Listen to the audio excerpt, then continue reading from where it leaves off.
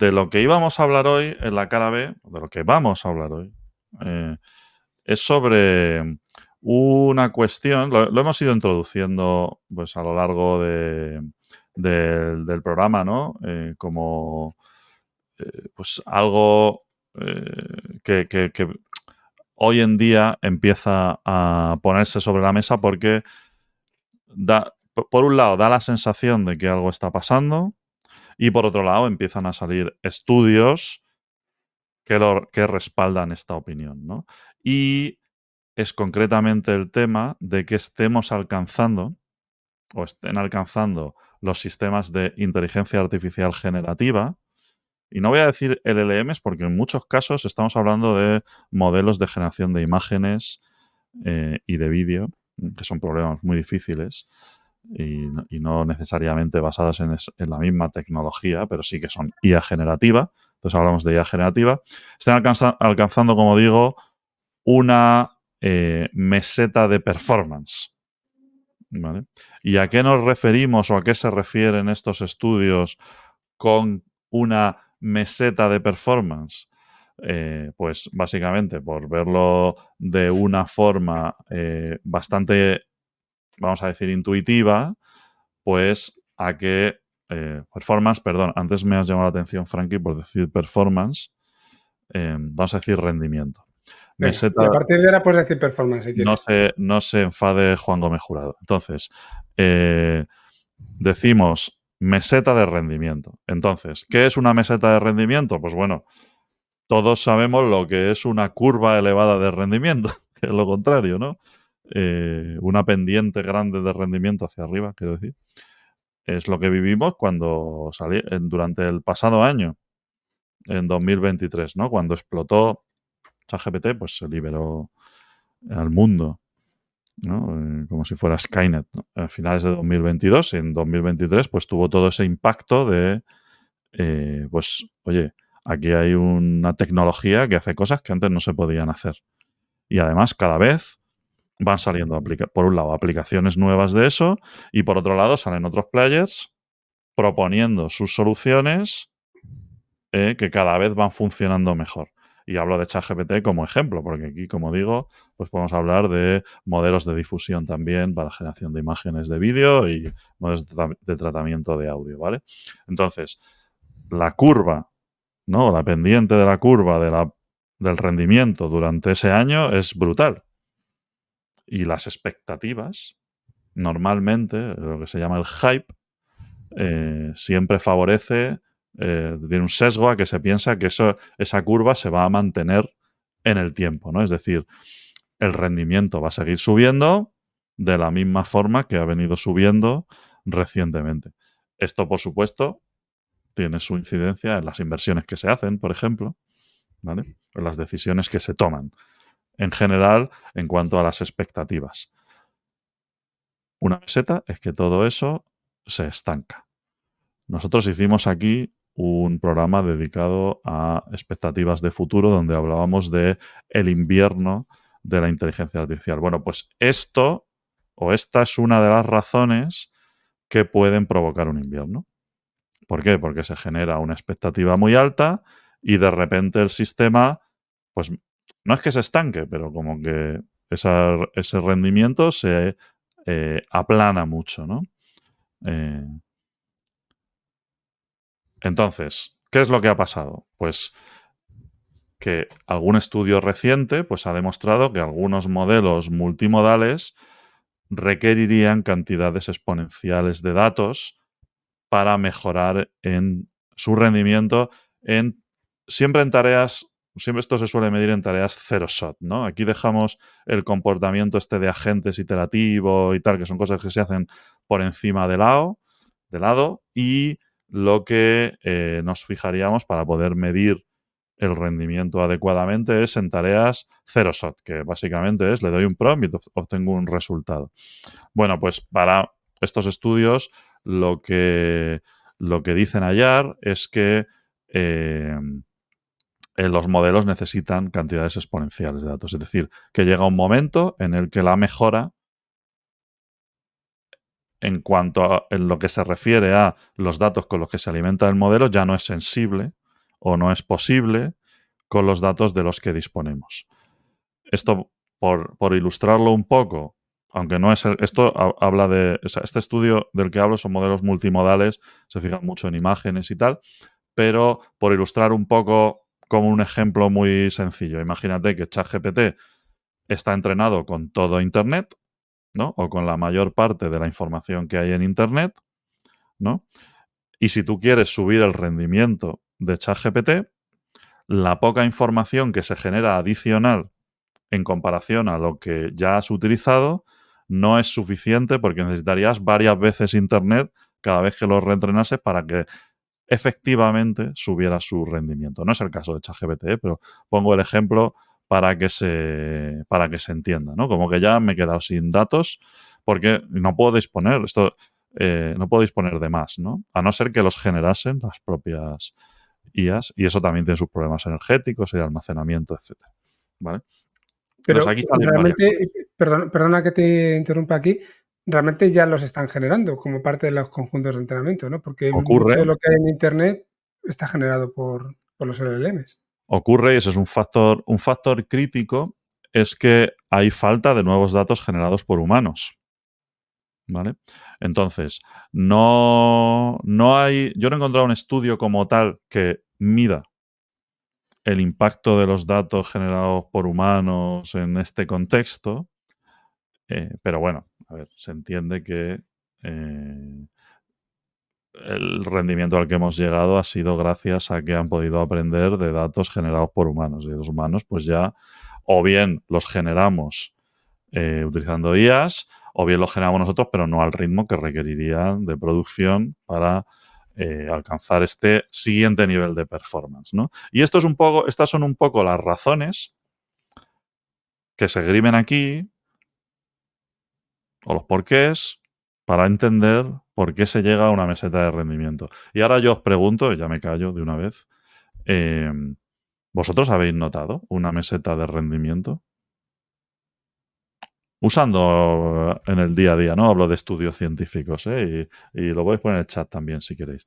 ¿Habéis notado una meseta de rendimiento utilizando IA generativa de un tiempo a Lo esta que parte? yo noto está más relacionado con las aplicaciones y los usos que con el rendimiento en sí. Sí que se han notado mejoras, lo hemos comentado muchas veces, ¿no? Es un tema cualitativo porque nosotros no llevamos un benchmark ahí, aquí en la cabeza, ¿no? Que te permita comparar de forma adecuada, pero bueno, por intuición y por resultados de las consultas, por la interacción y todo eso, yo he notado, desde luego, desde hace un año y medio que esto empezó, muchísima mejora.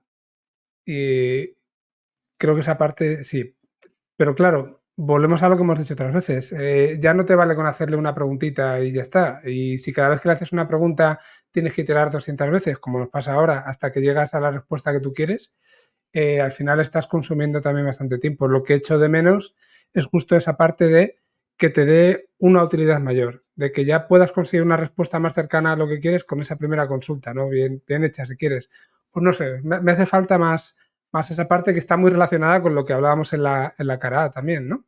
Mm. De soluciones a los problemas que vayan un poco más allá de lo que es el propio LLM. Más allá de eso, yo no sé si soy capaz de notarlo. No sé tú, Corti, ¿cómo lo ves?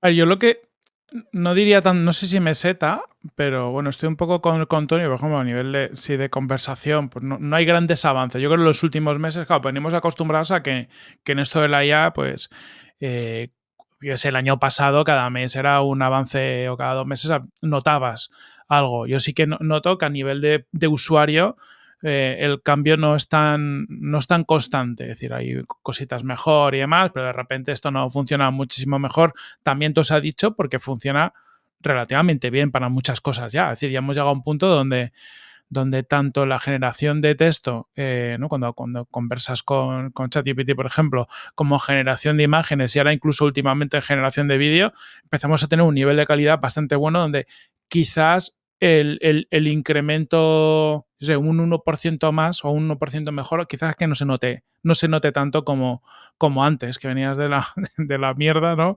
Y cualquier cosita ayudaba. Yo creo que por ahí sí que va a haber me parece que tiene sentido que haya un estancamiento, ¿no? Aunque sea a nivel perceptual. También estoy de acuerdo contigo, Frankie, ¿no? Que al final luego hay muchas cosas en capa de aplicación que pueden hacer que te solucionen mucho más la vida, ¿no? Tanto a nivel de integración de estos sistemas en otras herramientas, como a nivel de darle 3 vueltas y que, oye, pues que sean capaces de iterar alguna cosita. Es decir, hay mucho que hacer en la capa de aplicación ya con los modelos existentes, incluso para aprovechar muchísimo más el valor que puedan aportarnos. Y a mí sí que me tiene sentido, pues no, que al final, tal y como se entrenan a día de hoy estos modelos, que es con la información disponible, pues lo hemos visto y lo hemos ido contando en muchas tertulias. Pues OpenAI está llegando a acuerdos con muchos sitios para tener contenido de forma exclusiva. Pues cada una de las compañías, Google, ¿no? Se decía que ya empezó a entrenar con datos de YouTube. Es decir, al final llega un punto donde ya la poca diferenciación que pueden tener unos modelos con otros a nivel de datos de aprendizaje, ser capaz de acceder a una fuente de información muy grande pero específica que nadie más puede acceder y tampoco quedan tantas. Teniendo en cuenta lo que decíamos antes de datos de GDPR y demás, que es que básicamente han entrenado con todo lo que había sin llevándose por delante todo lo que hubiera. Yo sí que creo que vamos a llegar a esa meseta donde al menos perceptualmente no va a haber grandes mejoras, salvo que haya importantes cambios en los algoritmos. Al final, hablamos que cada semana hay un nuevo lanzamiento, ¿no? Hay un nuevo modelo que alguien lanza, que es más, como decíamos con Elon, ¿no? Con más datos, con más parámetros, con más de todo. Pero todo lo mismo, o sea, todo lo mismo con más cosas, ¿no? Con un poquito más de datos, con un poquito más de lo que sea. Y también lo vamos viendo cuando hay todas estas comparativas de modelos y demás, que las mejoras luego incrementales de los que van apareciendo tampoco son, incluso sobre el papel, tampoco son diferencias tan grandes. Ya estamos jugando a ver quién la tiene un poquito más grande que los demás, pero no son estos saltos de los modelos que veíamos hace un año, donde de repente decías, ostras, es que esto es muchísimo mejor. Pensad además también la famosa ley de Pareto que se aplica absolutamente a todo y que bueno, puede ser discutible, ¿no? Pero siempre se dice en el caso de desarrollo de software que el desarrollar el 80% de tu solución, de tus funcionalidades, te lleva el 20% del tiempo. Ese 20% final, que es lo más complejo, te lleva el 80%.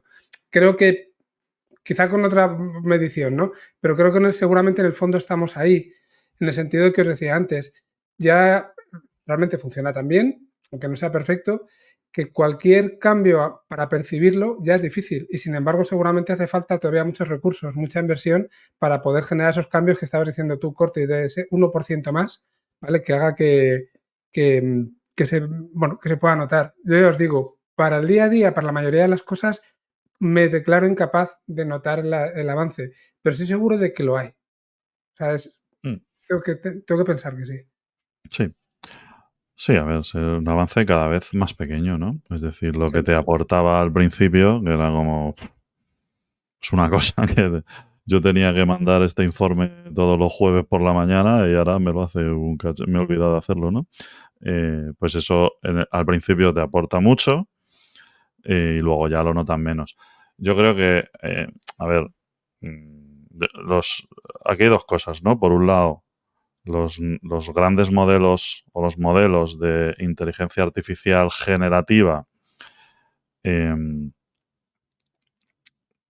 van creciendo en cuanto a rendimiento y tienen sus métricas, que bueno, es un framework de métricas que ya se sabe que tiene sus carencias, pero bueno, se irá evolucionando y tal, pues el que hay, ¿no? Y ahí, pues, como dice Corti, las diferencias son cada vez menores, pero hay una batalla y ya está. Y eso sigue creciendo a otro ritmo. Y eso tendrá que ver con los datos y tendrá que ver con la capacidad computacional y tendrá que ver con que se le han apretado mucho los tornillos.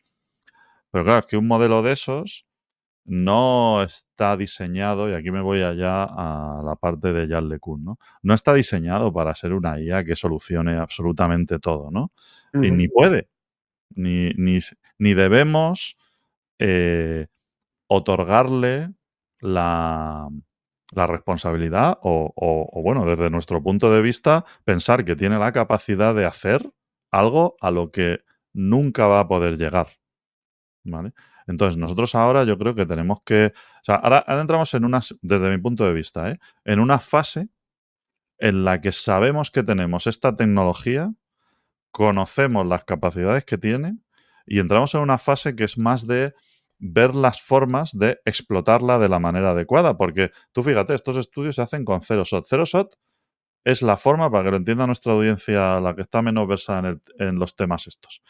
Zero Shot es la forma que tiene de usar la IA generativa el 99,9% de la gente, que es yo le hago una pregunta y obtengo una respuesta. ¿Vale? Que esa es la forma, el tipo de interfaz que entiende la mayor parte de la gente. Y no te estoy hablando de gente en su casa que diga, oye, me duele la espalda, ¿qué ejercicios podría hacer? Bueno, eso es muy lícito, ¿no? Sino te estoy diciendo cómo se utiliza esto para dentro de empresas, para hacer trabajo y tal, de una manera súper naif. Y quizá por eso, porque no estamos evolucionando en la manera de explotar la tecnología, nos creamos que es responsabilidad de la inteligencia artificial de turno mejorar hasta un nivel, no sabemos cuál, de manera que yo, haciéndole una pregunta, me solucione el trabajo del día. No, existen ya modelos de explotación de la IA un poco más avanzados y aquí podemos hablar, si queréis, de agentes y de este tipo de cosas que se sabe que los hacen subir en rendimiento simplemente por la manera en la que se interacciona entre ellos, en la que se les hace interaccionar unos con otros, etcétera, ¿vale? Y eso sí que lleva a niveles de rendimiento, está demostrado, que lleva a niveles de rendimiento que están next level. Y no tiene que ver con que tengo más datos a mano o con el entrenamiento, ¿no? Que eso sabemos que eso sí ha llegado a una meseta porque es verdad que no hay más datos. Yo creo que esto está conecta mucho con la abstracción esta que hablábamos antes de los niveles que plantea OpenAI, Sí. ¿no? De ese nivel 1 y el nivel 2 de razonamiento y nivel 3 agentes. Yo me quedo con esos 3 niveles porque creo que cuentan cosas interesantes, ¿no? Es decir, el nivel 1 al final es fuerza bruta, es cojo un modelo, fuerza bruta que es la hora, le meto toda la información del mundo y como tengo un modelo base que es capaz de aprender todo lo que es esa información, pues aprende todo lo que pueda aprender. Pero es eso, es fuerza bruta, ¿no? Es capacidad de cálculo. Y eso De tiene... hecho, corte y perdona, ni siquiera hace falta eso. Podemos hablar de agentes conversacionales basados en reglas, que es lo que se ha venido haciendo hasta hace un año, básicamente. Sí, que estaría pues casi en ese nivel 0 que ponía, por ejemplo, el paper de DeepMind, ¿no? Que hablaba de un nivel 0 que es sistemas, No hay. bueno, bueno, llámalo, depende cómo llames inteligencia, ¿no? Pero son reglas que en ese caso esos sistemas sí que simulan poder o parece que estás teniendo una conversación. Es verdad que en cuanto te metes a putearles, ¿no? Le encontrabas un poco las cosas que no están cubiertas por las reglas, ¿no? Con los LLMs actuales tienes un sistema que puede parecer más inteligente porque es capaz, ¿no? de mantener una conversación lo más abierta posible y responder un montón de preguntas con las deficiencias que tiene, ¿no? A veces hablamos de que se inventa cosas y este tipo de cosas. Pero yo sí que creo que a lo que vamos es que estamos encontrando una meseta de los modelos actuales. Es decir, los modelos actuales llegan a una meseta. ¿Qué es lo que podemos hacer para resolver los siguientes niveles? Pues OpenAI ya plantea cuál es su forma de hacerlo. Habrá otra gente siguiendo otros enfoques. OpenAI dice, venga, voy a crear un modelo capaz de razonar para ser capaz de descomponer los problemas grandes en problemas más pequeños y a partir de ahí evolucionar hacia un modelo de agentes donde cada agente sea capaz de resolver su parte muy bien y lo pueda integrar, si lo queremos ver, es como un proceso muy humano, ¿no? ¿Cómo hace un humano para resolver un problema complejo? Pues intenta descomponerlo, divide y vencerás y ataca con conocimiento específico con una de esas partes. Y muy seguramente hay otra gente que acabe encontrando otra forma de abordar este problema, pero es una capa de abstracción superior. Es decir, no, es como nuestro cerebro. Nuestro cerebro tiene distintas partes, yo qué sé, pues tiene la memoria. Bueno, pues no puedo atacar todo con memoria, no puedo atacar todo con razón, no puedo atacar todo con intuición. Al final también nuestro cerebro tiene como una metacapa, no sabemos cómo, pero que es capaz de entender cuándo tiene que hacer caso a la intuición, cuándo tiene que razonar, cuándo tiene que tirar de memoria. Yo creo que es a lo que vamos, ¿no? Es una capa por encima de lo que hemos hecho que sea capaz de orquestar distintos tipos de inteligencia. Totalmente. Y claro, lo que pasa es que ¿por qué queremos atribuirle esa responsabilidad a la IA generativa? Pues porque las tecnologías basadas en Transformers son las que nos han traído hasta aquí, ¿no? Son como las que han hecho que se pegue el salto, digamos, grande en cuanto a impacto en la sociedad, y entonces ya por defecto pensamos que eso, porque yo oigo mucho eso de hay que desbloquear el auténtico potencial de los LLMs. Bueno, a lo mejor los LLMs ya no tienen más potencia, ¿no? Y lo que tienes que hacer son otras cosas, ¿no? Y por eso yo creo que empiezan a salir eh, este tipo de iniciativas que se basan en cosas en las, como ya hemos dicho antes, ¿no? En las que ya trabajaron estas compañías. Lo que pasa es que, y que tuvieron grandes éxitos en su momento. eh, a ver, hay inteligencias artificiales no basadas en tecnologías de este tipo que han hecho grandes avances científicos. Por ejemplo, AlphaFold, ¿no? Eh, por no decir, bueno, claro, es que al principio, como siempre lo aplicaban a juegos, ¿no? Esto viene de la época de Deep Blue y todo eso en el ajedrez. Pero bueno, porque ese es un entorno en el que es muy fácil experimentar y tal, ¿no? Pero bueno, que también son grandes avances, es decir, conseguir una cosa que solo podían hacer las personas, conseguir que lo haga mejor una IA, pues y sin que nadie le enseñe, pues ya es una cosa importante. Antes de los Transformers, pues lo que estaba de moda era el Deep Reinforcement Learning, ¿no? Que era combinar el Deep Learning en cuanto a lo que es el camino hacia la AGI, ¿eh? Lo que estaba de moda era el Deep Learning. Pero el Deep Reinforcement Learning era una técnica de aprendizaje automático que combinaba esto de aprendizaje por refuerzo con Deep Learning, ¿no? Y ahí se han hecho cosas guays. Pues sabes que con eso puedes explotar unas ciertas capacidades. Sabes que con los LLMs puedes explotar otras. Seguramente lo que hace falta es eso, ¿no? Como dice Corti, el orquestador, ¿no? ¿Quién decide a qué tarea, a qué sistema le doy qué cosa, cómo se comunican entre ellos? Y eso te lleva a un problema mucho mayor, que es el de este problema de la orquestación.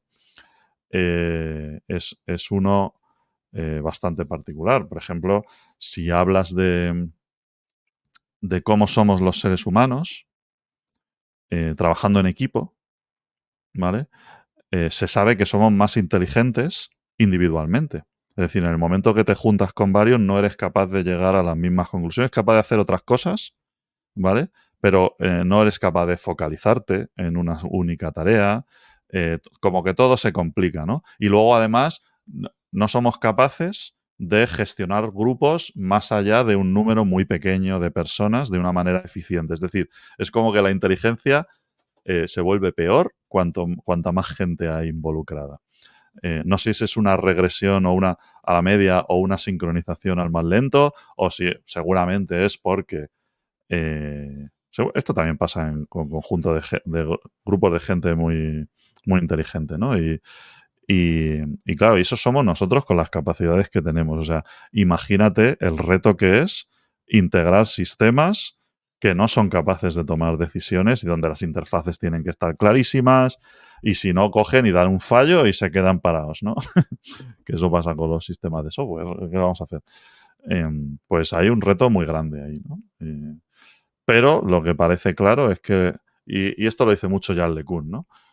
Lo que parece claro es que por el camino de los LLM vamos a llegar a un sitio que es un callejón sin salida. Es decir, eso tendrá un techo y a partir de ahí hay que explorar otras cosas porque por ahí no vamos a poder avanzar más.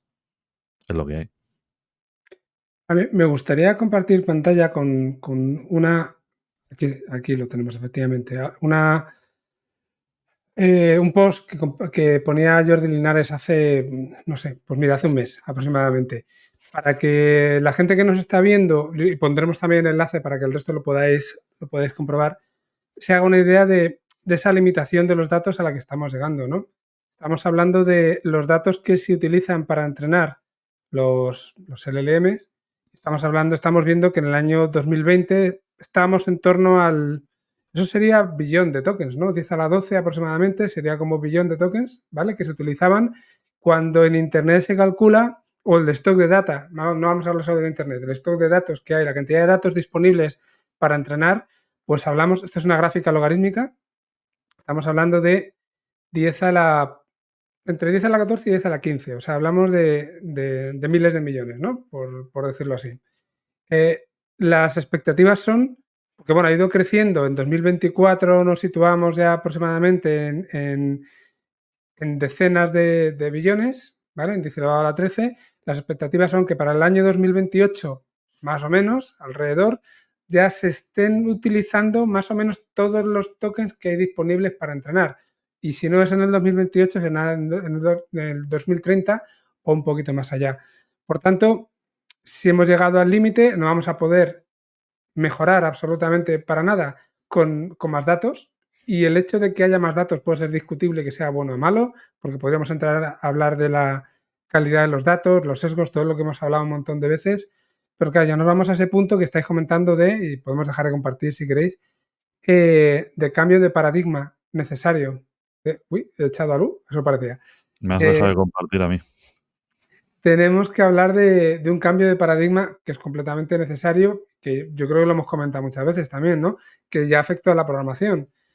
Con ensamblador no se podían desarrollar las mismas aplicaciones que se pueden desarrollar a día de hoy, porque hemos subido varios grados de niveles de abstracción y eso ha requerido cambios en la manera de programar, ¿no? Cambios en los lenguajes, cambios importantes que nos han traído a todo esto que somos capaces de hacer hoy. Con lo mismo tiene pinta de que vamos a llegar a mejorar, como estamos diciendo, un porcentaje, y luego hay que ver también hasta qué punto son rentables estos avances, ¿no? Hasta qué punto el invertir para llegar a esos 10 a la 15 tokens frente a los 10 a la 13 que estamos ahora, de cara a una empresa con todos los costes que conlleva, y lo hemos dicho antes, temas energéticos y temas de tarjetas y todo lo que sea, ¿no?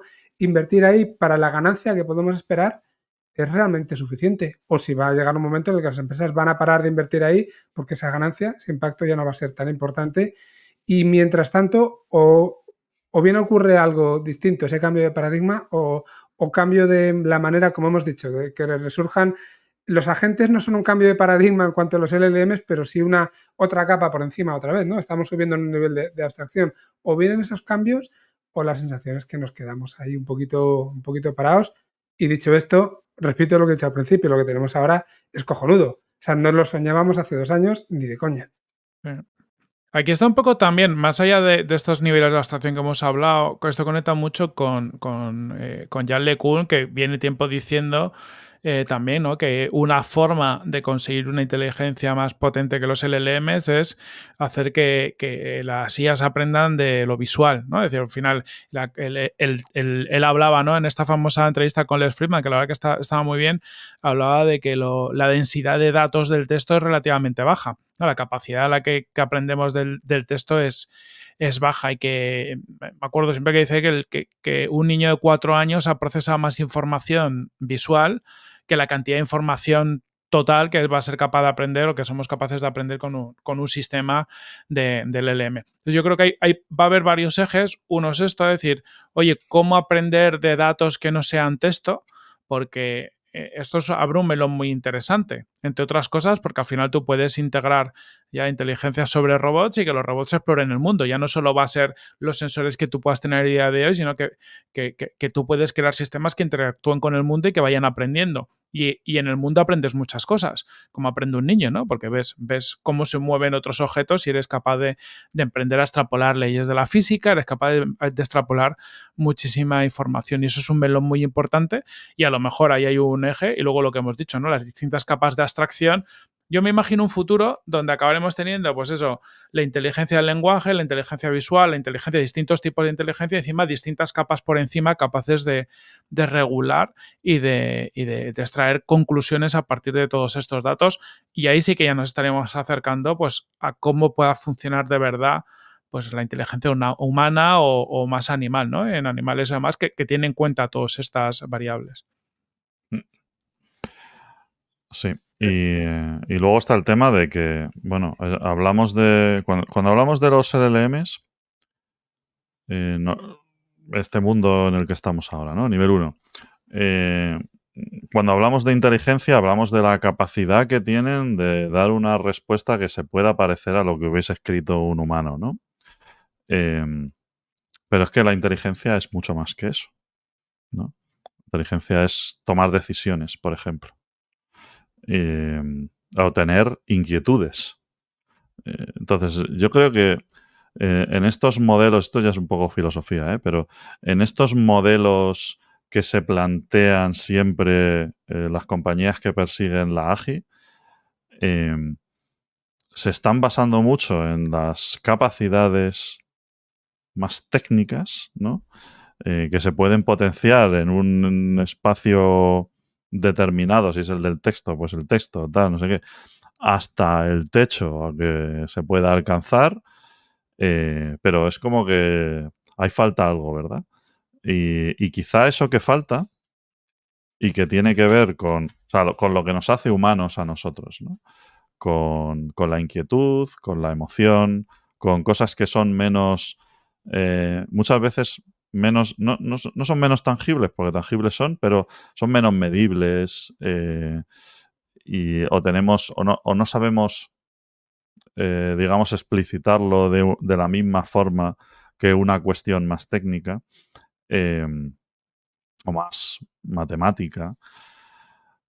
Quizá esa parte sea la que salve las barreras eh, para llegar al siguiente nivel, dentro de lo que nosotros pensamos, porque siempre intentamos asimilar la IA, tú has hecho muchas analogías con el sistema perceptivo humano, con el funcionamiento del cerebro humano, de lo que sabemos muy poco, pero bueno, algo sabemos, ¿no? Que percibimos, que el cerebro lo interpreta y que emite una acción y tal, y la IA clásica se basa en esto, ¿no? Pero claro, si no desarrollamos en estos sistemas todo eso, quizá el techo esté ahí, no tanto en aprender de datos, porque aprender de datos es una cosa de machine learning, ¿no? Es decir, es un sistema que hemos encontrado para generar modelos. Bueno, pues muy bien, ¿vale? Pero las personas, o sea, las inteligencias de verdad no somos así. Aprendemos de datos, es una pequeña parte de lo que hacemos. Muchos datos los traíamos ya, ¿no? Porque los ha codificado la evolución. El entorno en el que nos movemos, como tú has dicho, ¿no? El tema sensorial es importante.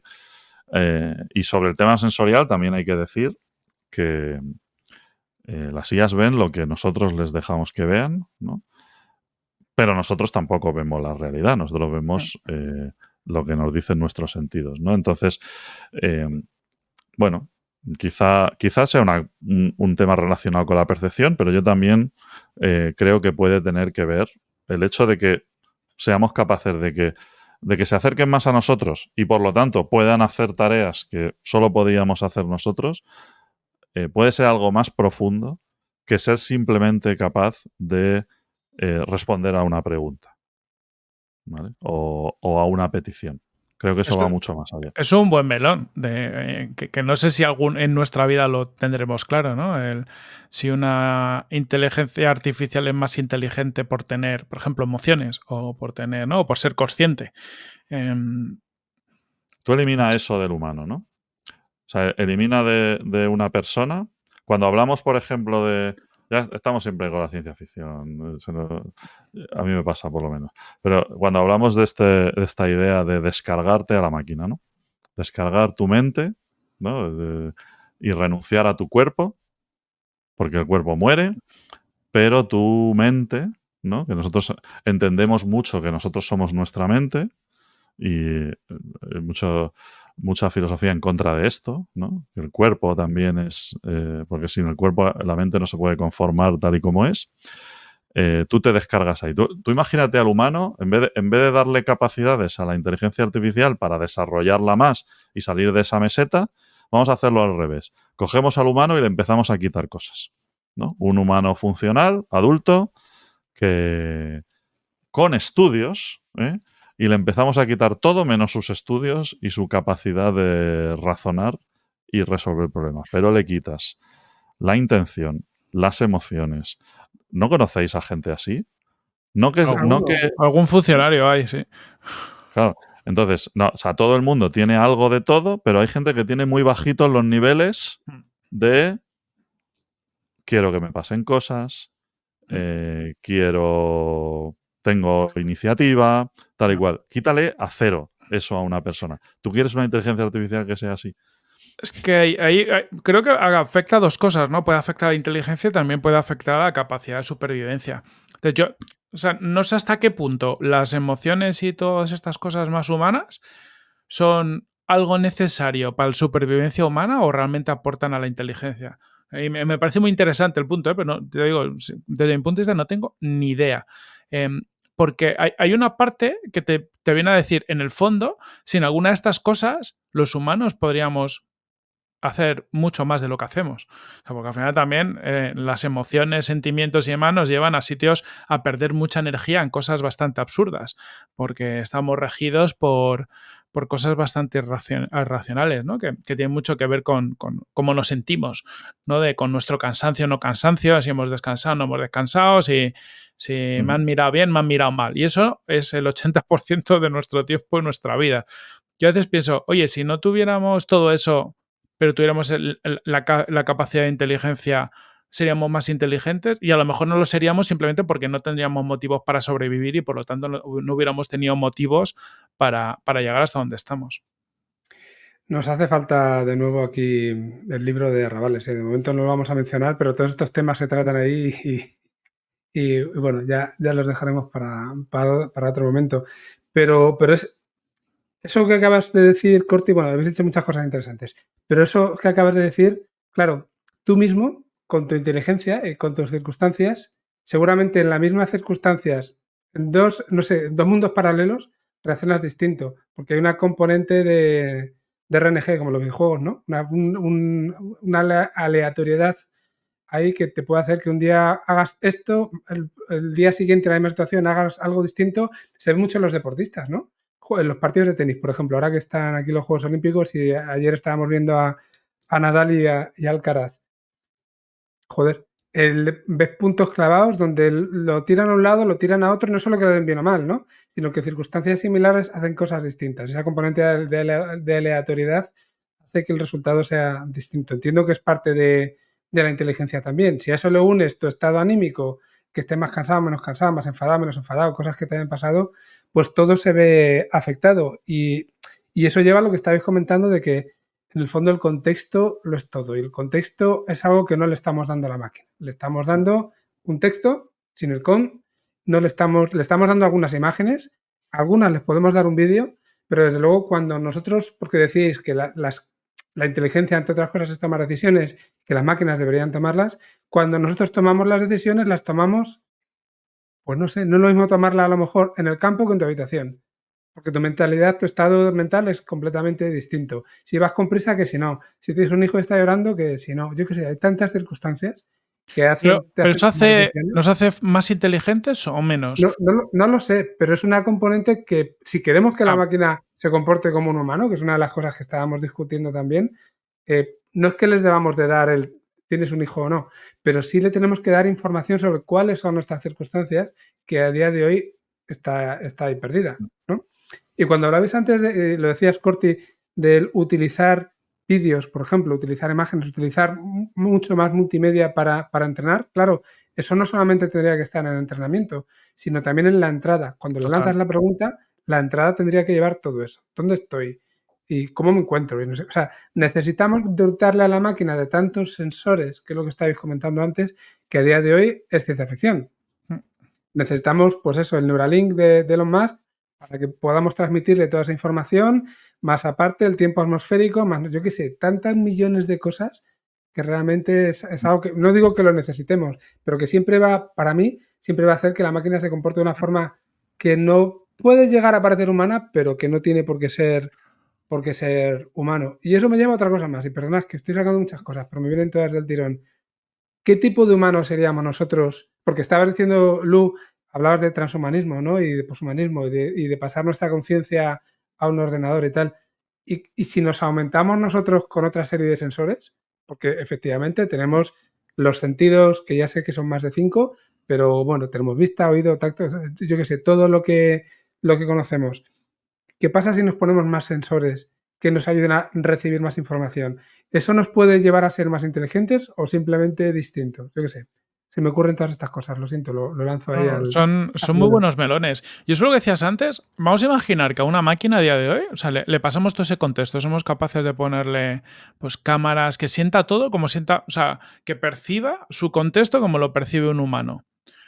Para mí el tema es tener emociones humanas o tener eso, ¿le haría más o menos inteligente? Yo creo que le haría más inteligente según los parámetros de inteligencia por los que se define el ser humano. Porque la evolución nos ha dado esos mecanismos, entre ellos la inteligencia, pero es que la inteligencia lo rige todo, ¿no? O sea, la inteligencia y emociones son dos cosas, para mí son indivisibles. O sea, no puede existir una cosa sin la otra porque En, la u- en, un, inteligencia... en un humano, pero en una máquina sí. Claro, Y en bueno, animales también, ¿eh? Las emociones también las tienen los animales. las emociones son mecanismos que nos han ayudado a llegar hasta aquí, ¿no? Claro, O pero sea, son están mecanismos codificados. evolutivos. O sea, desde un punto de vista son mecanismos evolutivos que te han ayudado al desarrollo. Llega un punto de desarrollo, esos mecanismos son necesarios porque ya estamos viviendo en otros ámbitos. Por ejemplo, nos pasa con la alimentación. O sea, ahora mismo estamos viviendo un momento ¿no? de la historia donde tenemos mucho más acceso a calorías rápidas, palatables y demás, de lo que estamos acostumbrados evolutivamente. Y esto ya es un problema. Ha pasado de ser, ¿no? Oye, el consumir calorías tal era positivo porque me daba energía, me permitía sobrevivir. Ahora, de repente, el tenerlas disponibles es un problema. ¿Puede pasar que a partir de un punto las emociones nos restan y no nos sumen? Bueno, lo que sigue pasando es que si dejas de comer te mueres. O sea, eso no lo hemos superado. Pueden aparecer patologías nuevas derivadas de cambios en el entorno y las tendremos que controlar, y los humanos somos expertos en cambiar nuestro entorno en nuestro detrimento. O sea, nos estamos puteando, ¿no? Como siempre. Pero, pues tenemos, o sea, lo que nos hace decir, oye, hay que tomar decisiones con esto, es que queremos sentirnos bien y sobrevivir y tal, ¿no? Porque al final, si tú... Mira, yo me acuerdo, y aquí ya me voy de la ciencia ficción a la fantasía. Me acuerdo cuando leía yo el libro de Dungeons and Dragons, cuando era pequeño, y había... ¿Os acordáis de los Mind Flayers? Estos bichos que tienen como cabeza de pulpo, ¿no? Y eran unos cabronazos. Y estos decían que eran muy malos, ¿no? Se dedicaban a comerse a la gente o a transformarla en otros como ellos y tal. Y ellos decían que ellos estaban mucho más evolucionados que los humanos porque habían superado hacía ya milenios emociones como la felicidad, el amor, que eran solo cosas que les lastraban, ¿no? Y que ellos estaban en un plano muy superior porque todas esas mierdas se las habían quitado de encima. Pues a mí eso siempre me chocó. Digo, porque si tú de repente te quitas ese tipo de cosas, pues es como que ya, por muy inteligente que seas, o sea, por muy capaz que seas, te has quitado la necesidad de seguir aquí. Entonces, Depende. yo por eso decía que la máquina, llegando, ahora te dejo, en la meseta, para salir de la meseta hay que desafiar eso de una manera diferente, ¿no?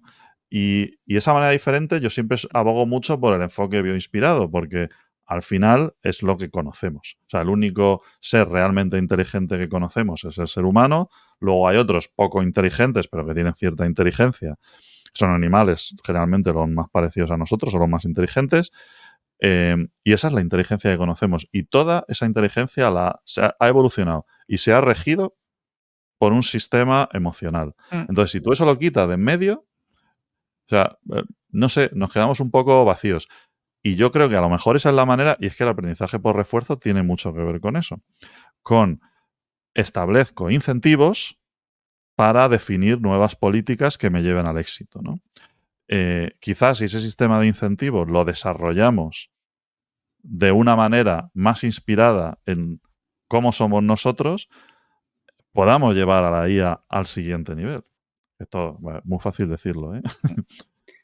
Si podemos inculcarle a una máquina simplemente el miedo al fallo, que es un sentimiento, y no sé si es más primario, y cuando el fallo puede ser desaparecer o puede ser muchas cosas, ¿no? ¿Ya Castigo. podemos decir que la máquina tiene emociones? O la inteligencia artificial, Un o lo sistema de que aprendizaje por refuerzo tiene un incentivo. ahí va un poco, ¿no? Tienes miedo al fallo porque en el fondo Lo Tú que, tienes que maximizar una función y sí. entonces las cosas que te alejan de ese máximo son malas y las que te acercan son buenas. Es un incentivo para mejorar, Hmm. ¿no? Lo que pasa es que es una cosa como muy narrow normalmente. Claro, lo que pasa es que tradicionalmente los incentivos que vienen con las emociones al final han sido como la chispa que hace que los seres biológicos se muevan, ¿no? Es decir, al final tú tienes un montón de emociones, sentimientos. Tienes miedo para no morirte, ¿no? Para ser capaz de espabilar si pasa algo. Tienes apetito sexual para reproducirte, ¿no? Y perseverar la especie. O sea, hay un montón de cosas que en el fondo es una programación, es la forma que tiene nuestro cuerpo de programar una serie de cosas básicas para que perduremos.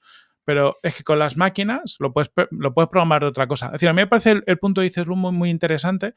Creo que el día que seamos capaces de desarrollar emociones en máquinas podremos entender cuál es el rol real, pero también me parece que son un lastre desde el punto de vista de que a partir de un punto, de hecho, el ser humano aprende menos o aprende peor precisamente por sus emociones. O sea, ¿cuántas veces no nos equivocamos o tomamos malas decisiones porque nos dejamos guiar por cosas que no son, ¿no? Porque de hecho nuestro cerebro está programado para ser más intuitivo y rápido porque no tenemos capacidad computacional infinita.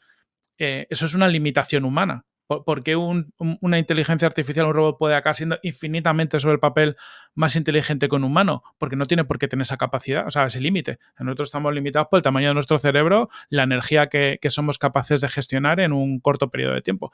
Potencialmente puedes hacer algo mucho más potente y donde la emoción, no sé, yo no tengo claro cuál es el rol de la emoción en la inteligencia. Sí que está claro en el punto de vista evolutivo y como motor para no morirte, ¿no? O sea, como motor para hacer cosas. Si no sintiéramos, seguramente no teníamos incentivos para aprender. Claro, pues que esto en una máquina tú ese incentivo lo puedes programar, ¿no? Lo puedes forzar. Le puedes forzar a que haga lo que tú dices, pero no le puedes forzar a que sea mejor. Es decir, hace lo que hace y punto. Y eso es la meseta y ahí es de donde queremos salir, ¿no? Vamos, esto, como para que nuestra audiencia lo sepa, estamos aquí cuñadeando, ¿eh? Pero Y esto es cuando no. muy fácil decirlo, esto de vamos a codificar las emociones o vamos a eliminarlas de la ecuación, luego eso hay que transformarlo en un modelo matemático y a ver qué pones ahí. ¿Qué decía Frankie? Perdona. No, he dicho que han dicho que estamos cuñadeando, he dicho y cuándo no. Y cuando no, Pero exactamente. aprovecho para rescatar una de las cosas que he comentado antes. Porque claro, según estamos hablando, se me ocurría otra cosa. Digo, joder, con lo que has dicho, Corti, tenemos el cerebro que tenemos, que no puede ser más grande, no puede tener más neuronas, ¿vale? Hemos llegado a una meseta los humanos por el cerebro que tenemos, es decir, ya partimos con ella, ¿no? Realmente, si es así, lo que comentaba antes, teniendo más sensores podríamos llegar a superar esa meseta, porque el cerebro nos impone una serie de restricciones, pero tampoco está trabajando con todos los datos que podría trabajar, seguramente, ¿no? Sí. Con todas Bueno, las y entradas que podría trabajar. teniendo más sensores o incluso extendiendo la capacidad computacional, ¿no? O sea, porque sí, una Por vez la que... memoria, que es, la Claro, computacional no sé si se puede, pero la memoria parece que sí hay visos de que pueda llegar en algún momento. claro, yo creo que ya seguramente, o sea, sobre el papel, ¿no? Ya tenemos, ¿no? Con Neuralink una persona ya puede manejar una interfaz por computador, ¿no? Al final somos capaces de extraer impulsos del cerebro y codificar, ¿sabes? Y entender qué significan. Y somos capaces ya, y hay, no sé si hay Neuralink o algún otro científico, que son capaces de escribir en el cerebro, no son capaces de pasar la información.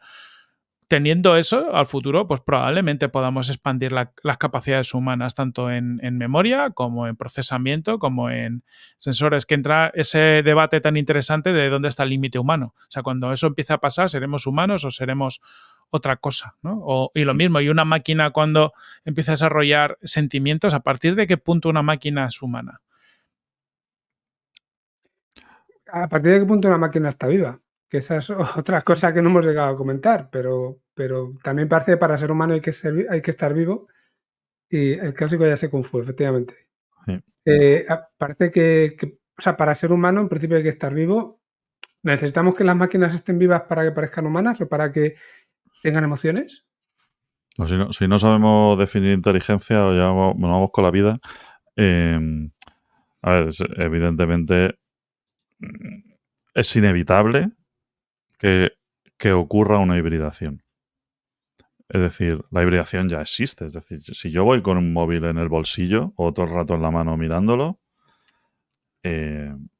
ya tengo una capacidad de percibir información muchísimo más potente que si eso no Es verdad. existiera, esa tecnología. O sea, Sí. no necesito que me lo hayan implantado en el cerebro, ¿no? Entonces, la hibridación está ocurriendo y seguirá su marcha. Eso es inevitable. Y la tecnología te ofrecerá capacidades que no tenías y que nos cambian el escenario. Eso ocurrió siempre, ¿no? Ahora, esto de la IA es algo que se integra más y supone más breakthrough, ¿no? En cuanto a lo que son las cosas que podemos hacer. Porque a mí, si me preguntas cuál es la última película que ha hecho Ryan Reynolds, te lo contesto. Bueno, eso lo sabe todo el mundo. Pero he puesto un mal ejemplo. Pero que en menos de un minuto soy capaz de decírtelo y a lo mejor hace 20 años tenías que dar con el típico friki que se sabía todo del cine y tal, ¿no? Y ahora lo hace cualquiera. Esto. Entonces, eso ya está ocurriendo. Ahora, que eso nos lleva a un siguiente nivel como especie y aumenta nuestras capacidades es una cosa que suena como muy grandilocuente, pero yo creo que a lo que habría que ver es más un tema de a qué velocidad nos lleva a ese nivel, ¿no? Porque poco a poco, pues oye, nosotros vamos desarrollando una tecnología y un entorno que nos hace cada vez mejores y vamos a la luna y no sé qué. Eh, pero claro, la pregunta es, ¿esto de repente, en poquísimo tiempo, nos podría cambiar totalmente las reglas del juego? Eso es quizá la pregunta, ¿no? Pero para eso yo creo que la IA tiene que ir mucho más allá. Y quizá la manera, fíjate, es que eso lo dice Raúl en su libro, quizá la manera de que evolucionemos sea que nosotros le demos a la inteligencia artificial la parte que le falta, o sea, esa parte emocional, más conectada con el entorno real, como tal, y la inteligencia artificial nos dé a nosotros la parte en la que nosotros somos peores. Capacidad de cómputo, de almacenamiento, de procesamiento de información, de tal, ¿no? Y si tú consigues hibridar bien eso, entonces sí que te sale una cosa que es cualitativamente mejor, ¿vale? Porque yo acabo de definir mejor un niño mirando TikTok y tampoco es así todo el día. Que sí, está por ver que funcione mejor, ¿eh? Oye, pues da para. Yo creo que de aquí hemos sembrado la base de algún otro cara Para B, varios. para varias. O sea que. Eso es. Eh, efectivamente, a mí ese comentario, Lu, me lleva a una posible conclusión, puede ser, en algún punto, para que la inteligencia artificial sea mejor todavía, tiene que ser híbrida con nosotros. Si no, Mm. puede ser más, puede tener más información, puede tener más lo que sea, pero como inteligencia, y aquí los que cuando hablemos, ya estamos un poco abriendo melón, pero cuando hablemos con arrabales y cuando la gente se pueda leer el libro, la definición de la inteligencia que da es de algo tan. O sea, podemos hablar de cosas muy, muy básicas, pero podemos hablar también de cosas muy avanzadas. Podemos hablar de eres más inteligente o menos inteligente. Pues la inteligencia artificial, entonces estamos planteando que para ser más inteligente, para aprovechar su máximo, depende de nosotros, que si no, no puede llegar a ello. O depende de para qué aplicaciones, a lo mejor. Para avanzar en la ciencia es necesario esa parte de sentimiento humano. O para desarrollar nuevos teoremas físicos realmente con la información, o sea, con la parte más de máquina, ¿no? La parte más tecnológica es suficiente. No, es que hay mucha parte filosófica en todo esto que al final son definiciones. ¿Qué suponemos que es inteligencia? ¿Qué suponemos que es inteligencia humana? ¿Que es o sea, que es un ser, lo que decías tú antes, Frankie, que es un ser vivo? Hostias, es que no Mm. somos capaces de responder esas preguntas, al igual que no somos capaces de responder cómo funciona nuestro cerebro, ¿no? Por lo tanto, siempre todas estas cuestiones van a ser totalmente subjetivas. O vamos a trazar una línea como sociedad en la arena que irá cambiando a lo largo del tiempo. Sí. Pero para el tema del ser vivo, aunque estoy seguro de que hay 1000 definiciones, pero sí hay cosas como que que parece que son básicas. ¿Qué es un ser vivo? Un ser vivo se alimenta, se reproduce, evoluciona también. O sea, hay una serie de características que te definen como ser vivo. Una de ellas es la evolución, eso seguro. Y bueno, pues ahí es parte de lo que estamos diciendo, ¿no? ¿Está la inteligencia artificial evolucionando? ¿Hasta Claro. qué punto? Lo estamos haciendo realmente nosotros, ¿no? Estamos haciendo que evolucione. ¿Cuándo va a poder evolucionar por sí misma? Porque es una característica que debería ser endógena, no exógena, como se la estamos poniendo nosotros. Y a lo mejor esa evolución depende de la simbiosis. No sé. ¿Cómo se nota que estamos en verano? Todas las cosas que estamos comentando. Me recuerda a los programas del año pasado en esta época. Pero tenemos ahí, por ejemplo, los sistemas, ¿no?, de vida artificial. O sea, hay un montón de sistemas informáticos y pseudo-inteligentes que evolucionan, ¿no? Que ellos mismos son capaces, por ejemplo, algoritmos genéticos, que son capaces de modificarse y tal. Hostia, ¿eso está más cercano de ser vivo o no, no? Volvemos a lo mismo. Va a haber un punto donde tenemos que trazar una línea. Porque hasta ahora era muy fácil definir todo esto porque era imposible que hiciéramos algo artificial que se acercara en capacidades a lo que veíamos en la naturaleza. La gracia de la IA, ¿no?, y en este momento en el tiempo, la IA, pero también no lo podemos llevar a campos más biológicos, porque ya empieza a haber sistemas, ¿no?, robots físicos que son capaces de arreglarse a sí mismos, de cambiarse, de evolucionar.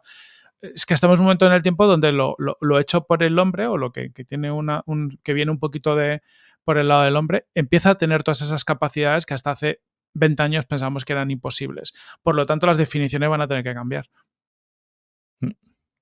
Y lo que está muy claro es que el que va a ser más inteligente es el que pague el Pro. Y cuando estemos hibridados, habrá también varias castas. Sí, varios niveles. Así que brace yourself. Bueno, yo creo que está bien, ¿no? Lo podemos ir dejando por aquí. Buen podcast de verano. Que no será el último del verano, supongo. Como poco tenemos un especial grabado que saldrá después que esto, no sabemos muy bien cuándo, y a lo mejor hacemos alguna otra cosa. Y a lo mejor hacemos otro. Así que nada, stay tuned. Muchas gracias por acompañarnos hasta aquí, a los que habéis llegado. Muchas gracias, chicos, por esta conversación. Y nada, nos vemos en la próxima. Un abrazo también a Takeshi. Y a todos los que nos han visto, que ha estado también por aquí Crowd Descents, y no le hemos dado mucha bola más allá de poner los mensajes. Muchas gracias por tus comentarios. Nos vemos a la próxima. Venga, un abrazo. Un abrazo. Un abrazo. Hasta luego. Hasta luego.